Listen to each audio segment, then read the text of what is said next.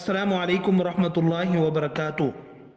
सवाल: हम बिस्तरी के बाद गुस्ल करने में कितनी ताख़ीर कर सकते हैं?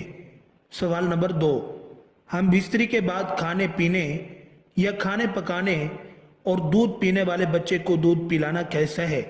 जवाब: कम इल्मी की वजह से लोग जुनबी हालत में खुद को, अपने कपड़ों को, अपने बिस्तर को नापाक समझते हैं और खाने को, काम काज को हाथ नहीं लगाते जब तक कि गुस्ल न कर लें। और ख़वातीन भी बच्चों वगैरह को दूध पिलाना, खाने को हाथ लगाना गुनाह समझती हैं, ये सोचकर कि वो नापाक हैं। और कुछ औरतें समझती हैं कि गुस्ल के बिना आटा गूंदने से बेबरकती होगी, हालांकि शरीयत मुहम्मदी इस जहालत का रद्द करती है। और इस सिलसिले में अल्लाह के प्यारे नबी हज़रत मोहम्मद सल्लल्लाहु अलैहि वसल्लम की बहुत सी सही और मुस्तनद अहादीस मुबारका मौजूद हैं।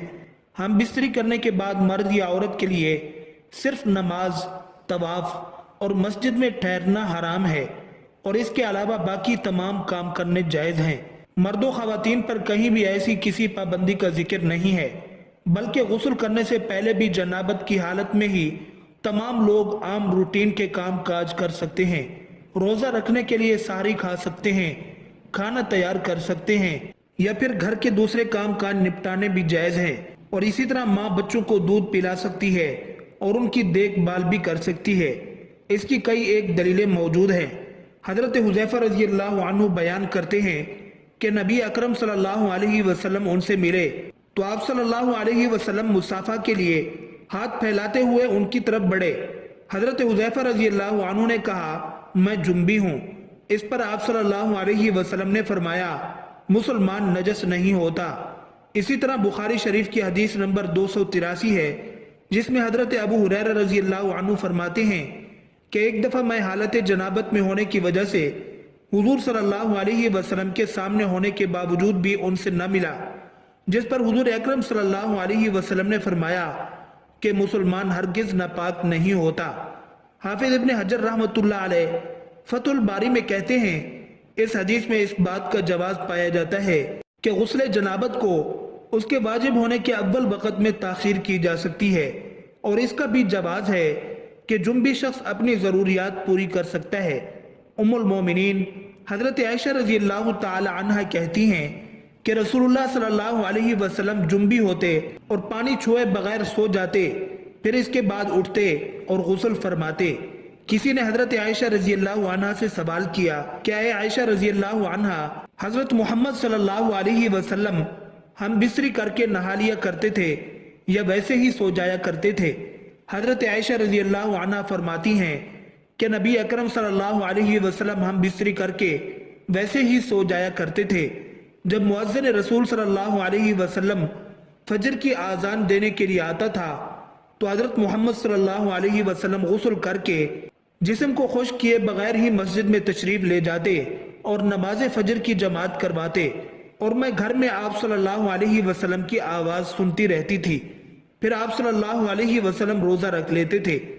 किसी ने हजरत आमिर रज़ी अल्लाह अन्हु से पूछा, क्या ये रोज़ों के महीने में ही ऐसा होता था या आम मामूल में भी यही हुआ करता था?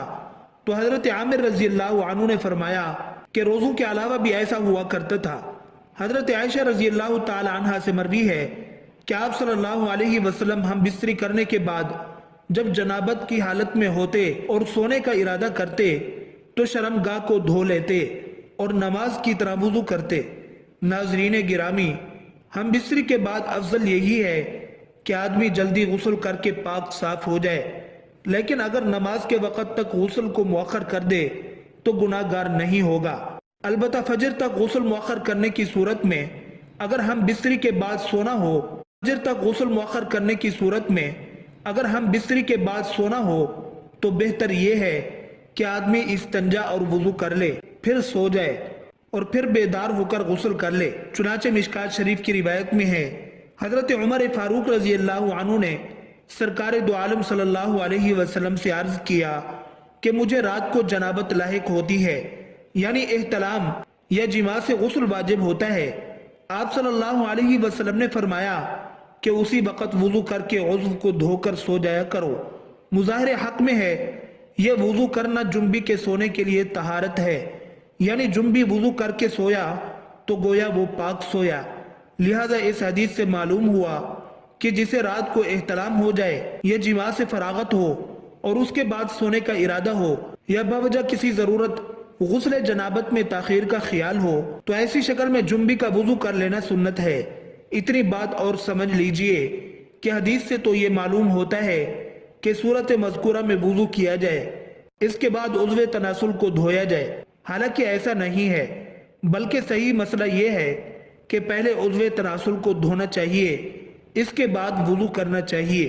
اس شکل میں حدیث کی مذکورہ ترتیب کے بارے میں کہا جائے گا کہ یہاں وضو کرنا اس لیے مقدم کر کے ذکر کیا گیا ہے کہ وضو کا احترام اور اس کی تعظیم کا اظہار پیش نظر تھا۔